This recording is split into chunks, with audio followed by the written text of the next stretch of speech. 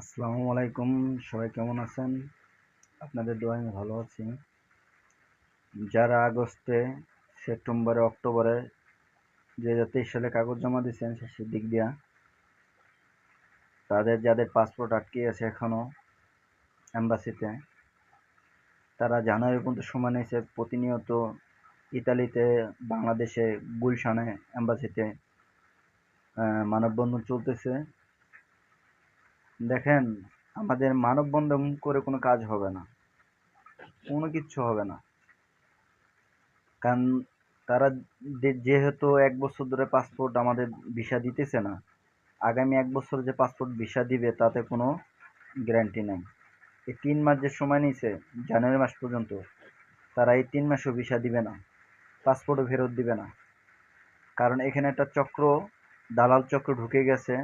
যেহেতু দালাল, বাংলাদেশে দালাল কিছু আছে, এদেরকে, যাদের কাছ থেকে আপনারা এই কাগজগুলো দিয়েছেন, যাদের কাছে বা যারা আপনাদের কাছ থেকে টাকা পয়সা নিয়েছে, তাদের তাদের কাছ থেকে আপনাদের অবশ্যই তাদেরকে আইনের আওতায় আনতে হবে। কারণ তারাই পারে একমাত্র আপনার পাসপোর্ট বা ভিসা বা দ্রুতই সমাধান করার জন্য। তারা ইতালি এম্বাসিতে তারা যোগাযোগ করুক যে আমাদের কাগজগুলো যদি সঠিক হয়ে থাকে তাহলে তারা দ্রুতভাবে ভিসা দিবে, আর যদি ডুপ্লিকেট হয় তাহলে পাসপোর্ট তো ফেরত দিবে, তাই তো? কিন্তু তারা দিচ্ছে না। তারা দিচ্ছে না এই কারণেই, তারা জানে যে আমাদের ভিসা যদি অরিজিনাল হয় তাহলে ভিসা দিবে, আর যদি ডুপ্লিকেট হয় তাহলে ডুপ্লিকেটই রিজেক্ট দিবে। তারা কোনো কিছুই করতেছে না, কোনো কিছুই করতেছে না। তার মানে তাদের ভিতরে একটা ভয় আছে। দেখেন, আমার এই আজকে দীর্ঘ 1 বছর হয়ে গেছে আমার পাসপোর্ট জমা দেওয়া, কিন্তু এই পর্যন্ত কোনো মানববন্ধন হয়েছিল 9 তারিখে। হয়তো তারিখটা আমার মনে হইতেছে না। তারা এমন একটা গেম খেলতেছে আমাদেরকে নিয়ে, যে আমরাও কি বোকার মতন, অনেকেই টাকা দিয়েছেন, কেউ 8 লাখ, 9 লাখ, 10 লাখ টাকাও পর্যন্ত দিছে স্পন্সর এগ্রিকালচারে, কেউ ফ্যামিলি বিষয়। তারা পাসপোর্ট আমাদের দিতেছে না।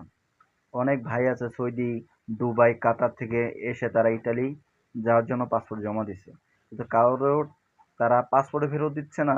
টাকা তো প্রশ্নই আসে না। তাই বলতেছি, আপনারা আমার এই ভিডিও যদি দেখে থাকেন, আপনার যাদের মাধ্যমে টাকাটি দিছেন আর যাদের মাধ্যমে পাসপোর্ট জমা দিছেন এম্বাসিতে, তাদেরকে ধরেন, হয় টাকা হাসিল করবেন, হয়তো তাদের আইনের আওতায় আনবেন। ঠিক আছে? যেই হোক, এ দালাল, এদের মতো খারাপ আর কেউ হতে পারে না। বুঝছেন? কঠিন এই দালাল চক্রটাই খারাপ, কঠিন এই দালালগুলো। বুঝছেন? মানে মারাত্মক এ দালাল। এ দালাল শালার পুতরা শেষ করে লাইছে মানুষের, সাধারণ মানুষকে। বুঝছেন? কি বলবো আপনাকে?